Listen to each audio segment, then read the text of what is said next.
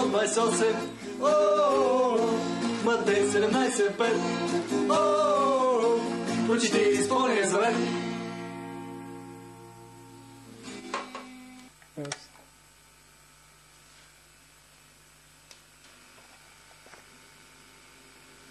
Четохте ли го?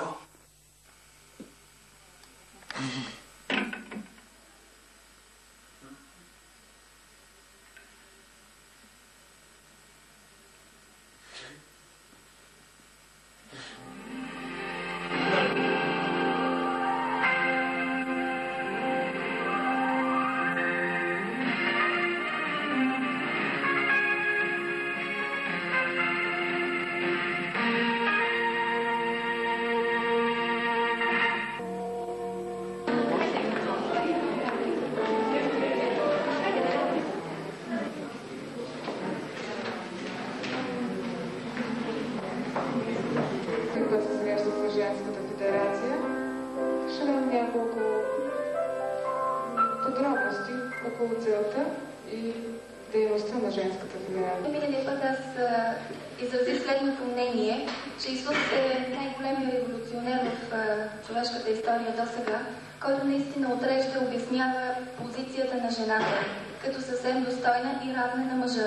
I have your cooperation and understanding more and more. И се надявам, че ще срещна разбиране. Thank you very much. Благодаря ви много. Роля във всеки един аспект на международното лидерство. Основателката на Женската федерация за мир в света, госпожа Хак Джахан, самата е майка на 13 деца и страстно вярва, че жената е госпожа Мол се обърна с посланието си към аудитории от общ.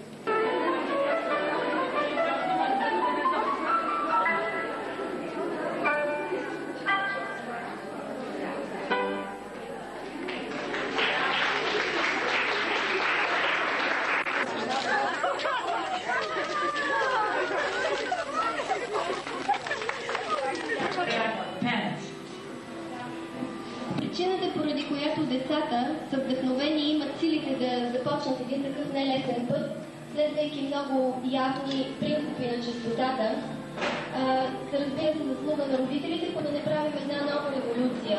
Не революция, с която да освободим една страна от друга, или просто страна, а революция, с която да освободим целия свят, за да може истинска свобода и щастие да царуват навеки по целия свят.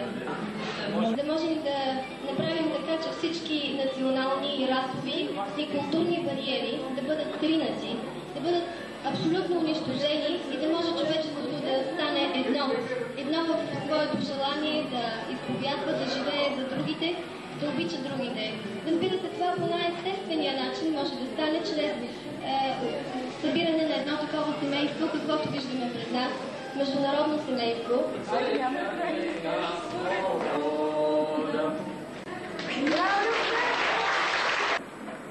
После този непрекъснат конфликт между тия блокове, непрекъснато борба за повече територия, в 80-та година, Сатана знае, че има само 40 години и той ще опита всичко да направи.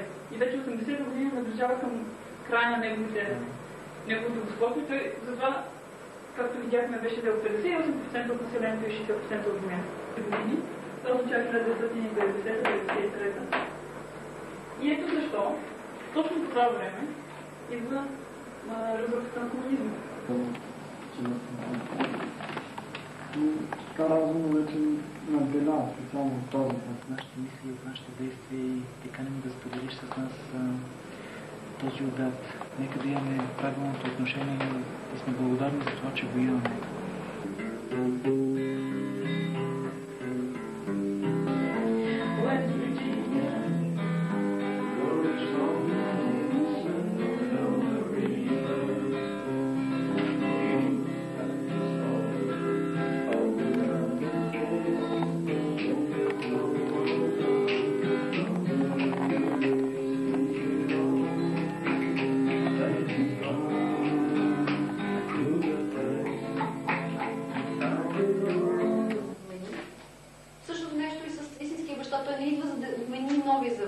Стария завет, а идва за да ги изпълни. Затова епохата, в която живеем, е епоха на изпълнения завет. И баща за всички те седнати. Небесното царство не е нещо, което просто ни се дава. Трябва да го изградим със собствените си ръце. На Иванка Гаджева! Желавам все така да са вдъхновени в тая насока, да продължават своите идеи, творения. Заедно. Заедно. И още за сега.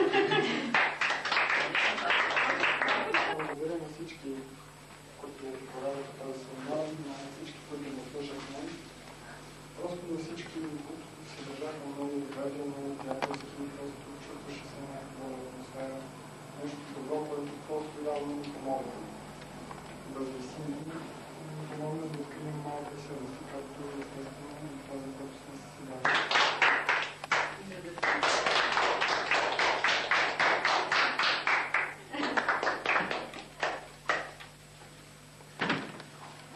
Аз искам да кажа, че се чувствам прекрасно в тази атмосфера, в тази компания и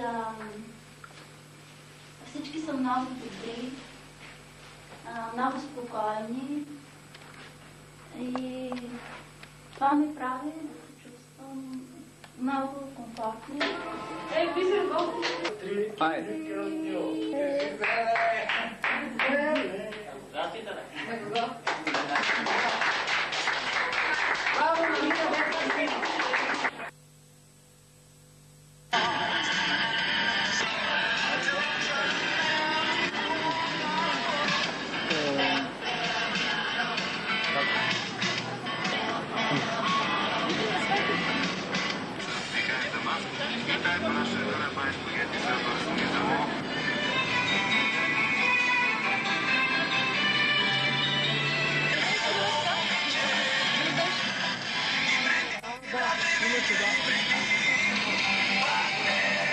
Казва за природозащитната дейност в България и изказах пожелание за някакво коопериране на усилията в областта на екологията с тях.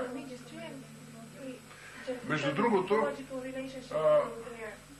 конференцията продължи само сутринта и след обеда на 9 юни. Не се взимаха никакви решения, нищо обединяващо, но куриозното, и това е също пример на затвореността на тая страна, че на конференцията присъстваха ние 27 души гости и само 6 души корейци. Само 6 домакини, от които един е член на Политбюро, другия е някакъв директор на академичния център, аз се го сващам повече като комендантско-полицейска длъжност, и още 4, които знаеха английски. Северна Корея говори. Първо, че има огромна част от населението е в униформа и работят много трудно и примитивно. И да е огромна разликата между Северна и Южна Корея, прави впечатление, че всички корейци са убедени, че трябва да има единство, че трябва да имат единна родина. Те много мислят за примера, който им даде Германия. Обединяването на Германия направи Германия една водеща страна в Европа. Може би обединяването на Корея ще направи една от водещите страни на Азия. Той изказа и тази мисъл, че те биха желали обединението на севера и юга в Корея да не стане точно както на източна и западна Германия. В смисъл, че там от ГДР нищо не се възприе. А самите германци понякога си казват, дали не трябваше да се види колкото и малко добро да има в ГДР, също да бъде използвано за обединената страна. Ето в този смисъл те търсят някакво решение на проблема. Доколкото разбирам, корейското ръководство е с силното желание да се опре на авторитета на истинския баща, имам предвид севернокорейското, да се опре на това, че все пак той е роден в Северна Корея и е бил затворник в Северна Корея. И разчитат по всяка вероятност и на инвестиции чрез него, защото те от никъде нямат инвестиции в момента. След войната в Корея са останали множество семейства, при които единият брат е в Северна Корея, другия брат е в Южна Корея. И тези разделени семейства и до сега се стремат да се съединят Точно в това е и смисъла на обединителната стратегия, да се използват семейните връзки, а истинския баща предполага, че след време северокорейското правителство може да разреши благословията и бракове с южнокорейци и по този начин да се постигне мирно обединение на страната. Сега това, което предварително бех чел за Северна Корея, някои неща не се оправда. Чел за това, че се предполага, че Северна Корея ще нападне Южна Корея. Такова впечатление нямам. Те имат голяма армия, може би повече да стрескат собственото си население, отколкото да завладяват негово. Задача е нашата работа. Всеки от нас е длъжен да, като се върне, да се постарае да информира обществеността, чрез вестници и така нататък, за това мероприятие, едно. И второ, да установим връзка с дипломатите. Аз считам, че това беше една така благородна мисия, която беше изпълнена, бих казал, много добре. Истинският баща се свърза по телефона с професор Хуан от Кодиак му се обади на два пъти, за да разбере. И когато разбра, че от 27 представители на 23 страни са участвали, той беше много доволен и счита, че това е много голям успех на нашата конференция. Китаец, то по физиономията личи, че чай за $2. Ако си чужденец за $21. Не посмях да взема чай за $21.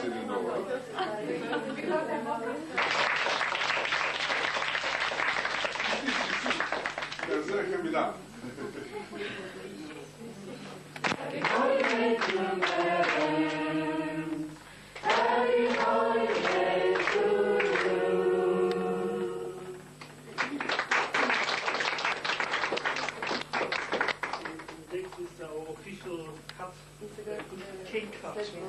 Официалното рязане на торта.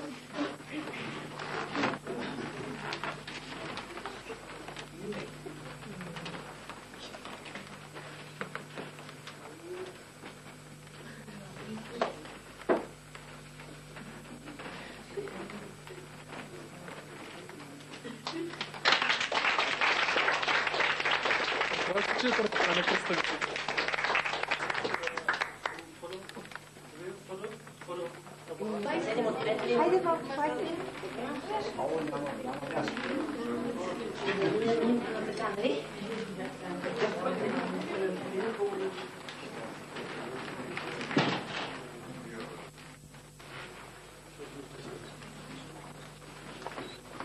По-близо, дори да се ударят краката, самата снимка се издеси да беше за това.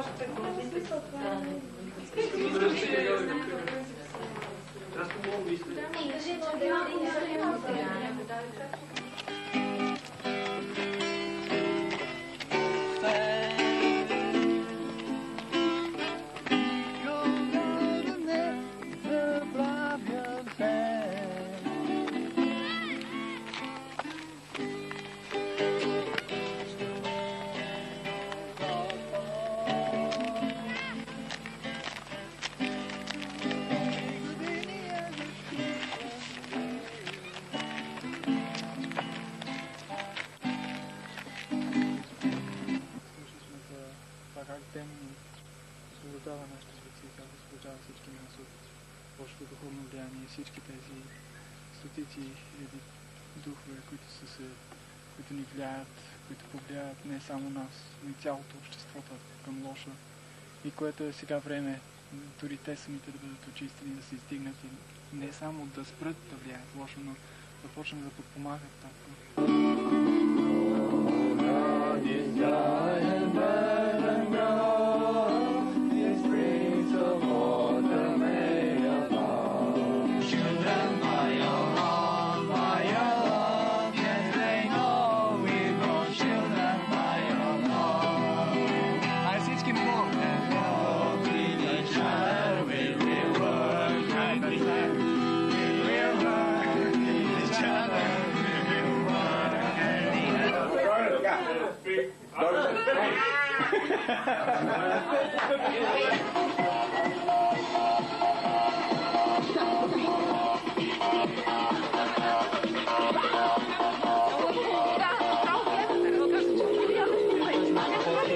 Ами да, аз толкова много пъти си казах. Ами не кажете.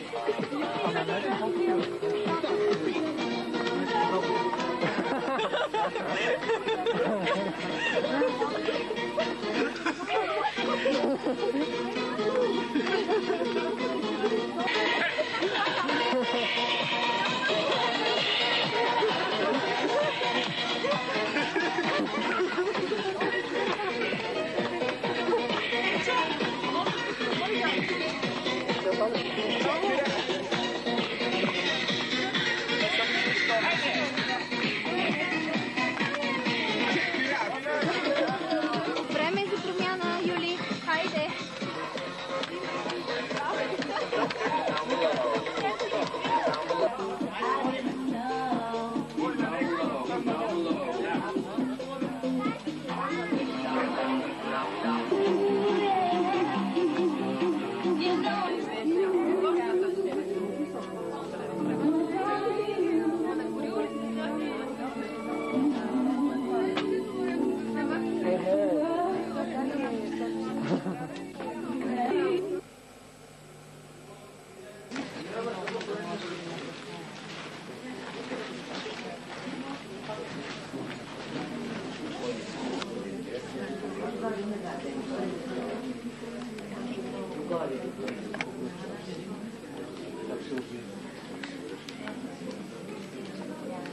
Дами и господа, добре дошли тази вечер тук.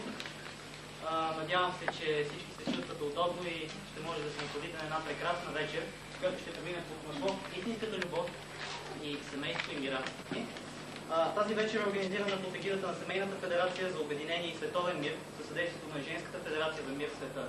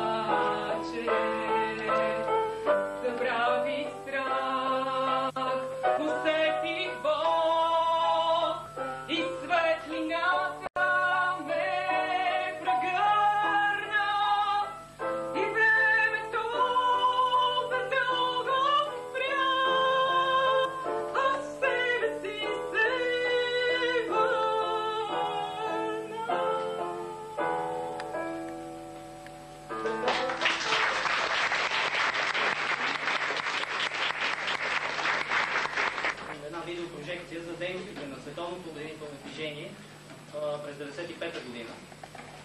Филмът се казва "Истински баща и истински учител".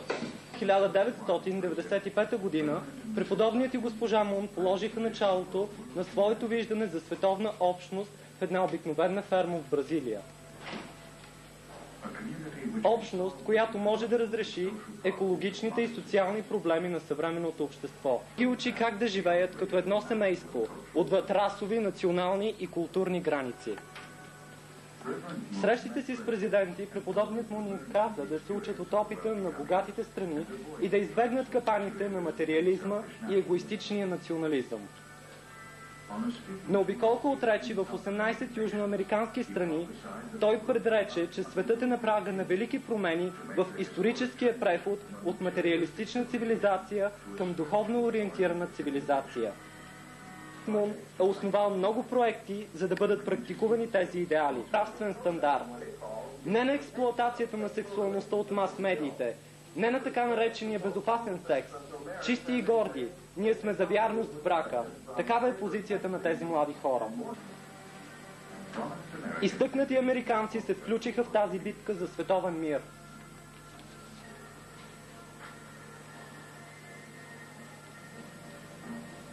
Преподобният и госпожа Мун, основатели на Световния фестивал на културата и спорта, бяха посрещнати от лидери на световните религии.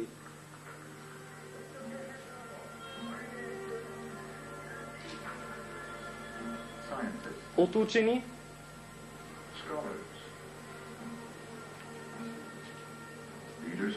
правителствени лидери и лидери на световните мас-медии. Тези срещи бяха допълнени от енергичното участие на младежите от цял свят. Джахан Мун, водещи жени от цялото земно кълбо, изразиха подкрепата си на разбирането, че човечеството е едно семейство. Но това, което истински събира хората заедно и ни кара да осъзнаем, че всички сме едно цяло, е преживяването на истинска любов, което е най-дълбоко изразено в брака и семейството.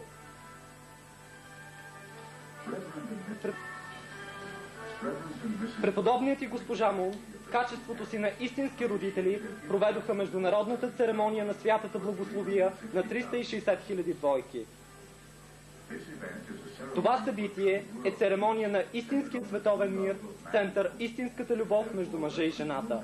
Ето защо е телеграф. Въздействието от това събитие бе огромно. Мун проповядва семейни стойности. Единството между дух и тяло ще сложи край на насилието, казва Мун. Мун предлага послание на семейна любов, новото послание на нравствеността. Преподобният Мун разпространява послание на любовта. Това не е само мечта. Това е изпълнението на Божието провидение. Значението на истинския световен мир е да се върнем към първоначалния свят на Божието творение. Идването на Небесното царство на земята е неизбежно, тъй като то не е резултат само от усилията на хората, а най-вече и от усилията на Бог. Те се срещнаха с национални лидери, министри и социални лидери на Буркина Фасо, Гана, бряг на Слоновата кост, Заир и Южна Африка.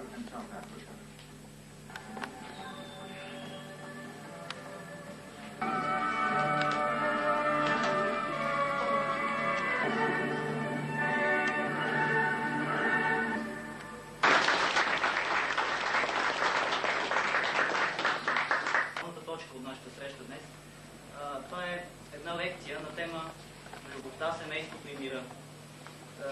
The realization of the true family ideal is the basic foundation for peace and prosperity in the society nation and will from there expand to the whole world.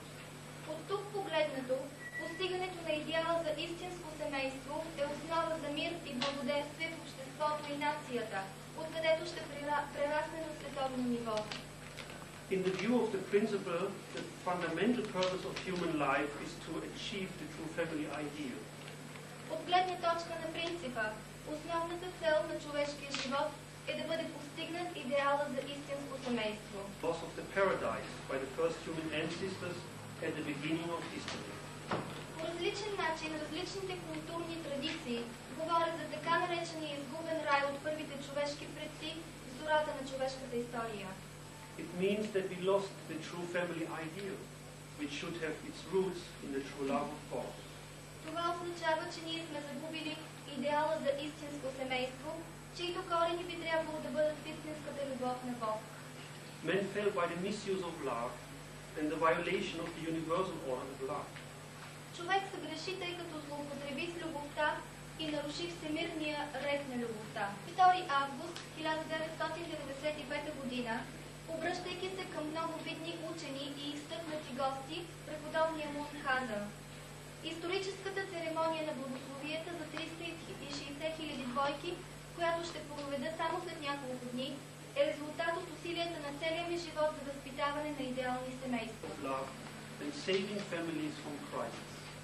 Церемонията на благословията не е просто брачния ритуал на религиозна организация. Чрез тази церемония се дава нов живот на болното човечество, като се възстановява реда на любовта и семействата се спасяват от криза. Въпрос за това да дадете израз на вашата подкрепа от сърце за осъществяването на идеално семейство в център истинската любов. Много ви благодаря за това, че дойдохте, за вниманието ви и нека Бог благослови богато вас и вашите семейства.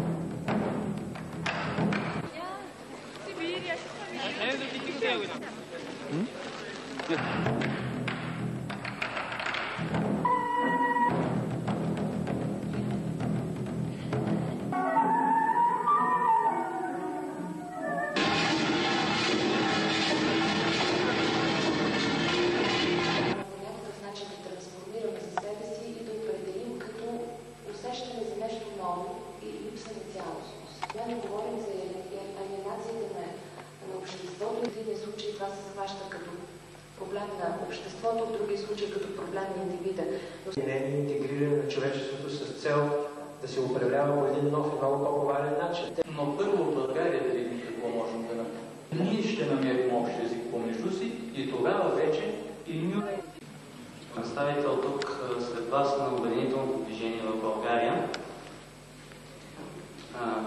Преди всичко искам да ви запозная с това, което прави Обединителното движение в света и по този начин да вземем пример, да вземем някои идеи, какво ние можем да направим тук.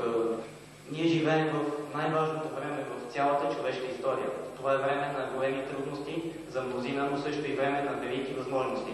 Сега човечеството може да застане на прага на нова епоха на мир и единство за всички. Такова постижение на тази епоха не би било нищо друго, освен осъществяване на нашата собствена човешка съдба. Историята се движи към идеала за единен свят с център Бог, където целта на всички времена за единно хармонично човешко семейство ще бъде осъществена. С течение на времето тази реалност ще става още по-очевидна и неоспорима. Божият първоначален идеал, изразен по разнообразни начини в различните традиции, е създаването на единно човешко семейство, където ние помежду си да се разпознаваме като братя и сестри. Това човешко семейство би било обединено в едно в Божията любов. Болката и страданието, характерни за човешката история с многото войни и конфликти, са резултат от отклонение от Божия първоначален идеал. В допълнение ние можем да видим по-голямата европейска общност, включваща и Източна Европа, придвижваща се напред към коопериране и единство. Все още докато политическото и икономическото единство се движат към уединяване, вътрешната или духовната ситуация на човечеството по целия свят се запазва в състояние на обърканост и конфликт. Крайен мир не може да бъде постигнат единствено чрез политически и икономически средства. Това е в обхвата на големите световни религиозни традиции. Крайното решение на световните проблеми може да бъде намерено. Разбира се, религиите и религиозните лидери често се проваляха, обръщайки на предизвикателствата, които срещаха в историята. Твърде често религиите бяха обхващани в разрушителния процес на отхвърляне между религиозни борби. Религиозните хора по целия свят трябва да размислят върху този проблем и да се разкаят за това, че не са поели виждането на воденето на света към единство и мир. Още повече религиозните хора не се нуждаят от разбирателство помежду си и взаимно коопериране. С цел да направим това, ние трябва да развием както родителско сърце, така и отношение на служене към другите. По този начин, религиозните лидери трябва да поставят пример на живот с център истинската любов. С цел да създадем форум на религиозните хора в света, където да работят ефективно за междурелигиозното единство и на този фундамент за световния мир, ние предлагаме създаването на Междурелигиозна федерация за световен мир. Тази организация ще работи за коопериране и разбирателство между религиите, чрез образователни програми, мирни инициативи, проекти и програми за служене и подпомагане. Междурелигиозната федерация за световен мир няма да дублира важната работа на други институции, отдадени на световния мир. Ние ще се заемем с фундаментални проекти в служба на световния мир. Също ние ще допълним и подкрепим усилията на съществуващите институции и ще се стремим към съвместна работа с такива организации. Религиозни традиции трябва да проявяват уважение една към друга или поне да работят за предотвратяването на религиозни конфликти и сблъсъци. Всички ние, като взаимно сътрудничещи си религиозни общности, трябва да служим на света. За да изпълним предназначението на религията, е нужно да дадем своя принос за развитието на световния мир чрез създаването на организация, в която участват всички религиозни лидери. Това, което е главното, на което исках да ви обърна, това беше, за което се бях подготвил, това беше мисията на религията за установяване на мир в света. И такъв мир в света, това не са просто някакви химерни думи, но такъв мир би могъл да бъде постигнат единствено по пътя на единството.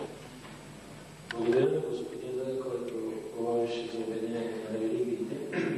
Аз мисля, че неговият въпрос беше много съществен и фундаментален.